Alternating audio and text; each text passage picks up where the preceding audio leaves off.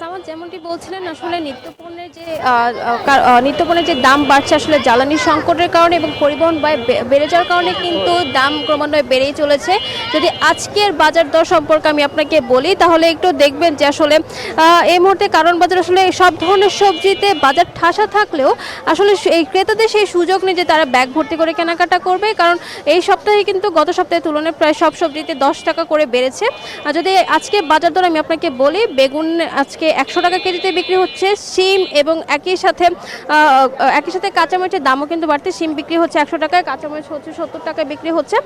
এছাড়া যদি বলি যে ঢেঁড়স বিক্রি হচ্ছে 70 টাকা কেজিতে, টমেটো সেম একই 70 টাকা কেজিতে বিক্রি হচ্ছে। একই সাথে কিন্তু লাউ বিক্রি হচ্ছে 70 থেকে 80 টাকা পিস।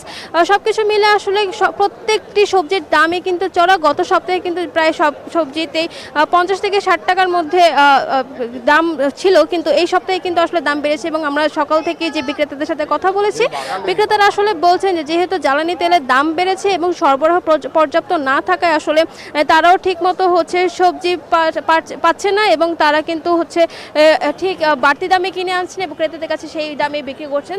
তো সব কিছু মিলে বলা যায় আসলে জ্বালানি সংকটের কারণে বেশ ঊর্ধ্বমুখী নিত্য প্রয়োজনীয় পণ্যের দাম।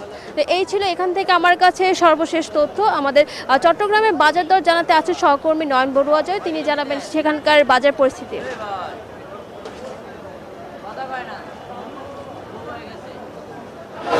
ধন্যবাদ রিয়া আপনাকে। আপনি যেমনটা কারণ বাজারের খবর জানিয়েছেন তেমনিভাবে আমি কাজীরধুরি বাজারে এসেছি। বাজার ঘুরে যেমনটা দেখেছি যে পণ্যের দাম কিছুটা বাড়তে শুরু করেছে, সবজির দাম যেমনটা বেড়েছে তেমনিভাবে কিন্তু আমরা দেখতে পাচ্ছি মাছের দামও অনেক বেড়ে গেছে।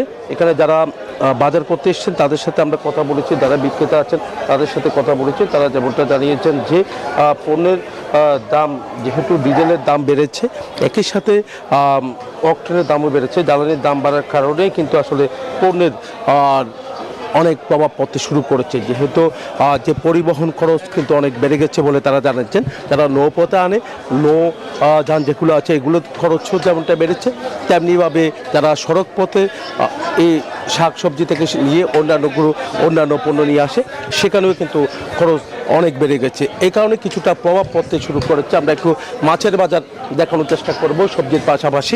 তো মাছের বাজারে কিন্তু আমরা দেখতে পাচ্ছি মাছের কোনো কমতি আমরা দেখছি না, নানা রকমের মাছে ভরে গেছে বাজার। তবে মাছের দাম হু হু করে বাড়ছে, একই সাথে মাংসের দামও কিন্তু অনেকটা বেড়ে গেছে। এই ছিল আমার এখানকার সর্বশেষ। ফিরে যাচ্ছে আমার সহকর্মী অপেক্ষা করছেন রংপুরে মানিকের কাছে।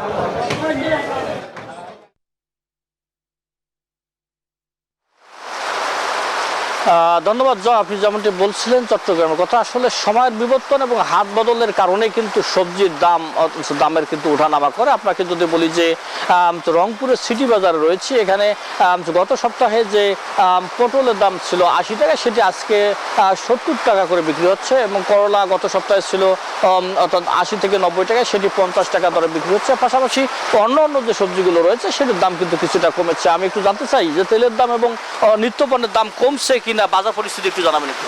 নিত্যপণ্য দাম ঠিক আছে, তেলের দামটা ঠিক আছে, তবে তেল সংকট, তেল পাওয়া যাচ্ছে কম। এছাড়া দাম যা আছে সব ঠিক আছে, চলমান ঠিক আছে। একজন বিক্রেতার কথা, তিনি কিন্তু বলছেন যে সবকিছু স্বাভাবিক রয়েছে। আপনি নিশ্চয় বাজার করতে এসেছেন, তো বাজার কেমন দেখলেন? মাছের বাজার বা অন্যান্য বাজার কেমন একটু বলবেন? বাজার গত মাসের তুলনায় খুব একটা যে বাড়তি তা না। আসলে মানুষের মুখে মুখে যে যতটা শোনা যায় বা বোঝা যাচ্ছিল যে দাম বাড়তির দিকে যাবে, তবে আমরা সরেজমিনে যেটা কিনতেছি বা বুঝতেছি তাতে মাছের দাম খুব বেশি না, স্বাভাবিকই আছে, বরং 50 টাকা কেজিকে কমেই পাওয়া যাচ্ছে আর কি। ক্রেতা এবং বিক্রেতার সাথে তারা কিন্তু বলছেন যে বাজার পরিস্থিতি আসলে জ্বালানির যে পরিস্থিতি, সেই জ্বালানি সংকটের কারণে কিন্তু বাজারের প্রভাব যেটি এটি কিন্তু রংপুরের বাজারে পড়েনি। এই ছিল আমার কাছে রংপুর থেকে সর্বশেষ খবর। ফিরছি স্টুডিওতে। মানিক, জয় এবং রিয়া, আপনাদের ধন্যবাদ আমাদের সঙ্গে যুক্ত হওয়ার জন্য। 200-র বেশি সার্ভিস ও ফিচারে লেনদেনের সব বিকাশ অ্যাপে সম্ভব।